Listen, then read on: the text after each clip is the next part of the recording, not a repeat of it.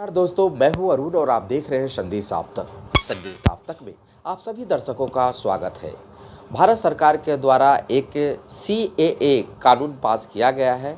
आइए हम जानने की कोशिश करते हैं, खासकर अल्पसंख्यक समुदाय के लोगों से, कि आखिर में जो सरकार के द्वारा CAA कानून जो लागू किया गया है, इसे आप किस रूप में सोचते हैं। सबसे पहले तो ये समझना चाहिए कि इस देश की सबसे बड़ी आवश्यकताएं क्या हैं, उस पर सरकार को ज़्यादा ध्यान देना चाहिए।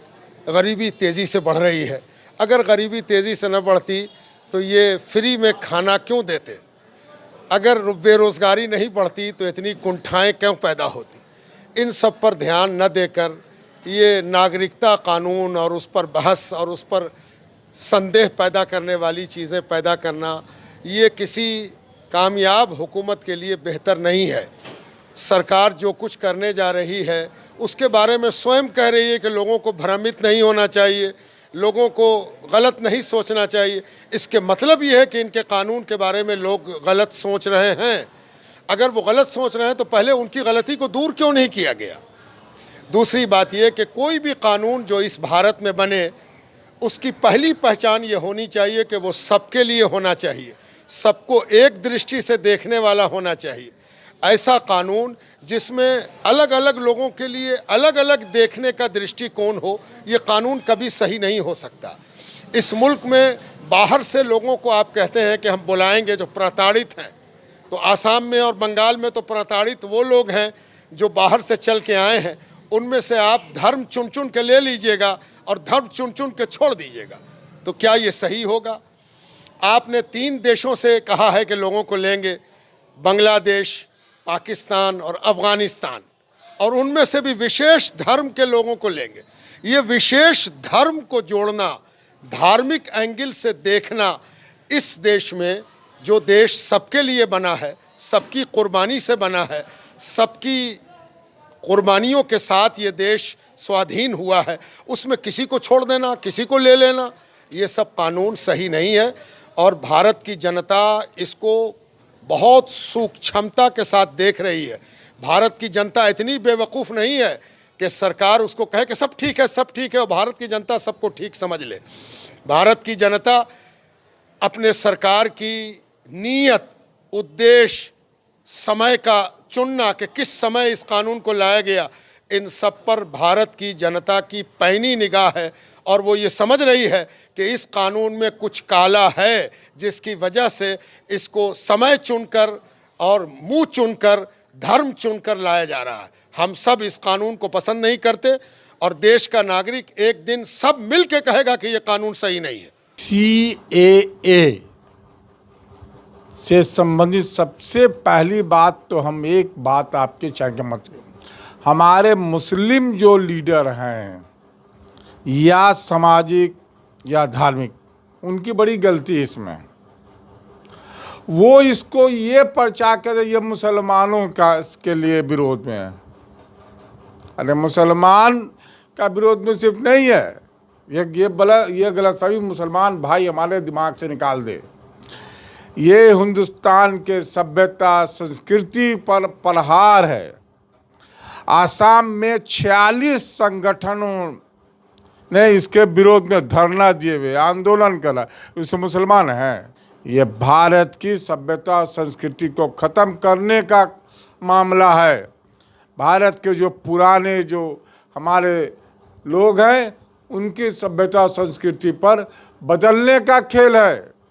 लोगों का बेरोजगारी, युवाओं के साथ खेलवाड़, अग्निवीर जैसे विफल योजनाओं से दिमाग लोगों को हटाने के लिए सब लाया जा रहा CAA। असल NRC का खेल है। NRC लाने का ये एक रास्ता है, ये पहल है, और इसके माध्यम से वोट की राजनीति की जा रही है। वोट की राजनीति। मेरे हिंदू भाई, विशेषकर नौजवान से, बेरोजगार से हम अपील करते, अनुरोध करते, हाथ जोड़ते, भैया इस सब में मत आओ। रोजी रोटी की लड़ाई लड़ो, संविधान की रक्षा की लड़ाई लड़ो। दलित भाई, संविधान खत्म हो जाएगा। जो संविधान हमारे भीमराव अम्बेडकर ने बनाया था। अब उनके अथक प्रयासों से संविधान बना, समाजी एकता के लिए संविधान बना। आज उस संविधान को बदलने की बात की जा रही है। देखिए, माननीय प्रधानमंत्री जी ने जो CCL आया या अमित जी ने, सबसे पहले तो उनका मैं धन्यवाद करता हूँ कि भारत के उन नागरिक को जो आके पहले से पूर्व से बसे हुए हैं, 14 तक रह चुके हैं, बाल बच्चा बड़ा हो गया, हिंदुस्तान और भारत में रह रहे, उनको नागरिकता दिया, इसके लिए उनका मैं धन्यवाद करता हूँ। इससे हम मुसलमानों को कोई खतरा नहीं है और हमें खुशी है कि जो मेरे साथ रह रहे थे उनको नागरिकता मिल गया और मेरे भाई बंधु के तरह वो भी वोट, आधार कार्ड, सब रजिस्ट्री वगैरह सब करा सकते हैं, पूर्व से रह रहे थे।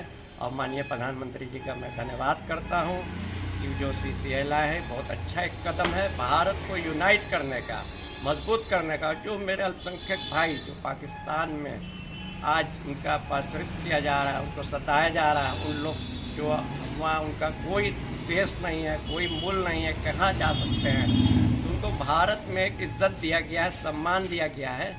आप किसी को इससे क्षति नहीं है, किसी को नुकसान नहीं है।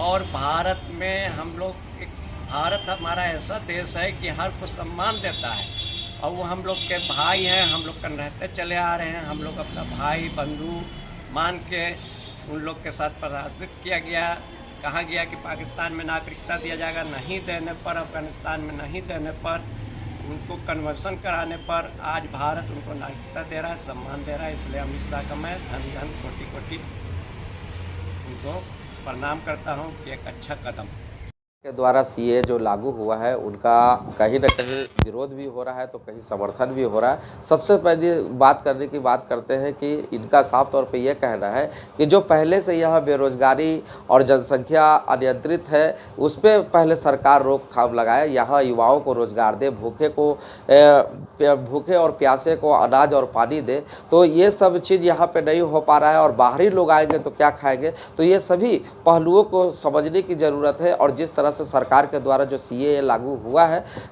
सरकार कहती है कि यह कानून जो है CAA कानून जो है यह नागरिकता संशोधन एक्ट है। इसमें हम बाहर के जो भी विदेश में रह रहे गैर मुस्लिम संगठन के लोग जो है गैर मुस्लिम है, उन्हें हम लोग यहाँ पे सम्मानित, हम लोग यहाँ पे आकर जो है उन्हें नागरिकता देंगे, नागरिकता की पहल करेंगे और उन्हें एक सुरक्षा के साथ साथ सम्मान का अधिकार दिलाएंगे। संदेश आप तक के लिए पटना सिटी से अरुण कुमार की खास रिपोर्ट।